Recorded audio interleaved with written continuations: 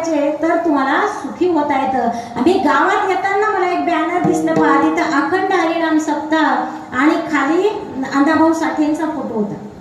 Annabhau साठेंचा photo आणि वर लिहिलेलं होतं अखंड हरिनाम सप्ताह. खरोखरच तुम्ही स्वतःसाठी एकदा टाळ्या वाजवा. हे प्रत्येक गावात पाहायला मिळत नाही. आजही काय होतं की लोकांना असं वाटतं की ठीक आहे, अण्णाभाऊ साठे कोण होते, मातंग होते, करतील त्यांची लोक जयंती साजरी, त्यांचा आणि सत्याचा काय संबंध आहे, असंही असू शकतं, होतं बऱ्याच गावांमध्ये.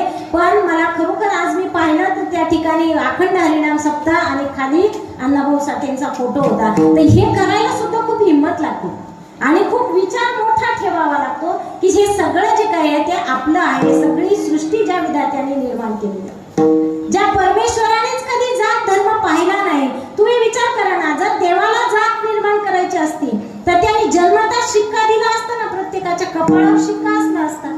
तू कोण आहे तर तू माळी आहे, मराठा आहे, बौद्ध आहे, मुस्लिम आहे, मातंग आहे, प्रत्येकाला शिक्का असला असता. पण ह्या जात धर्म जे आहेत ते देवाने नाही तर माणसाने निर्माण केले.